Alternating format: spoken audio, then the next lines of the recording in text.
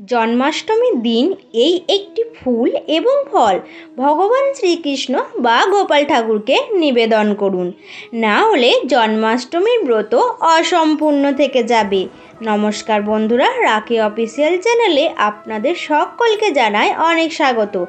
আশা করি ঈশ্বরের কৃপায় আপনারা সকলেই ভালো আছেন এবং সুস্থ আছেন। বন্ধুরা, আপনাদের যাদের যাদের বাড়িতে গোপাল ঠাকুর বা কৃষ্ণ ঠাকুর আছেন তারা অবশ্যই এই ফুল ও ফল কৃষ্ণ ঠাকুরকে নিবেদন করুন। এছাড়া যারা মন্দিরে পুজো দেবেন তারাও কিন্তু অবশ্যই এই ফুল এবং ফল গোপাল ঠাকুরকে নিবেদন করবেন। এই ফুল ও ফল নিবেদন করলে আপনার জীবনে আসা সকল রকম সমস্যা থেকে খুব তাড়াতাড়ি মুক্তি পাবেন।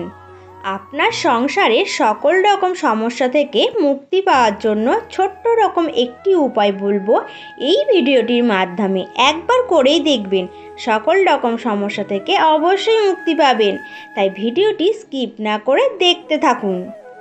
জন্মাষ্টমীর দিন স্নান করে শুদ্ধাচার হয়ে অবশ্যই রাধা গোবিন্দ বা কৃষ্ণ ঠাকুর বা লক্ষ্মী নারায়ণের চরণে অবশ্যই পারলে 4টি বোটা সমেত তুলসী পাতা এবং তুলসী দল অবশ্যই নিবেদন করুন। এই জন্মাষ্টমীর দিন যে তুলসীপত্রগুলি ভগবানের চরণে নিবেদন করলেন, সেই 4টি তুলসীপত্র থেকে 2টি তুলসীপত্র নিয়ে একটি হলুদ কাপড়ে বেঁধে আপনার ঘরে যে টাকা রাখার লকার আছে সেখানে রেখে দিন। এছাড়াও আপনারা ব্যবসার জায়গাতেও এই হলুদ কাপড়ের বাঁধা তুলসীপত্রটিকে রেখে দিতে পারেন। এর থেকে আপনাদের কোনোদিনও অর্থের অভাব হবে না। এই জন্মাষ্টমীর ব্রত আপনারা ঘরেও করতে পারেন এবং মন্দিরে গিয়েও করতে পারেন। বন্ধুরা, আপনারা কি জানেন কৃষ্ণ গোপালকে পীতম্বরীনাথ বলা হয়? কারণ পীতম্বর অর্থাৎ হলুদ ফুল, এই হলুদ রং হলো শ্রীকৃষ্ণের অত্যন্ত একটি প্রিয় রং। তাই এই দিন পারলে শ্রীকৃষ্ণকে হলুদ রঙের বস্ত্র পরিধান করাবেন এবং অবশ্যই এই দিন হলুদ ফুল নিবেদন করবেন। কুমুদ, করবী, জনক, মালতী, পলাশ এবং বনমালা এই ফুলগুলি তার অত্যন্ত প্রিয় ফুল।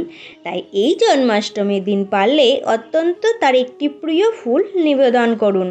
তাহলে ভগবান শ্রীকৃষ্ণ অত্যন্ত প্রসন্ন হবেন এবং ভগবান শ্রীকৃষ্ণের আশীর্বাদ যে ব্যক্তির ওপর থাকে তার জীবনে কোনো রকম সমস্যা থাকে না। এরই পাশাপাশি যদি আপনারা কোনো হলুদ মিষ্টি পান তাহলে আপনারা অতি অবশ্যই তা নিবেদন করুন।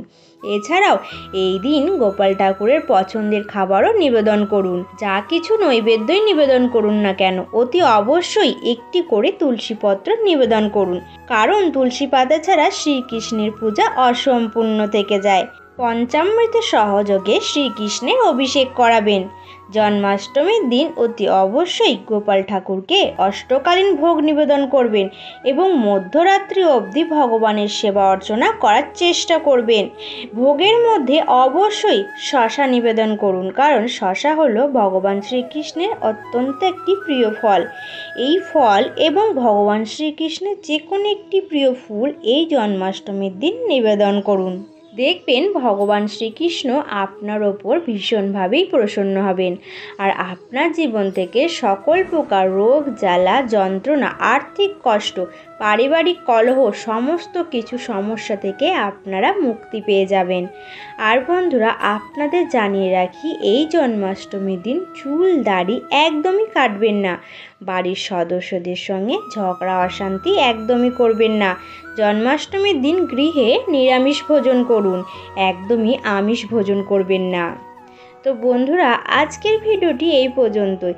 চেষ্টা করবেন এই সমস্ত কাজগুলি জন্মাষ্টমীর দিন করার। আর বন্ধুরা, ভিডিওটি যদি ভালো লেগে থাকে তাহলে অবশ্যই একটি লাইক করবেন এবং চ্যানেলটিকে সাবস্ক্রাইব করে নোটিফিকেশন বেল আইকনটি অন করে রাখুন এরকম আরও নতুন নতুন ভিডিও দেখার জন্য। আর কমেন্ট বক্সে অবশ্যই লিখতে ভুলবেন না, জয় শ্রীকৃষ্ণের জয়।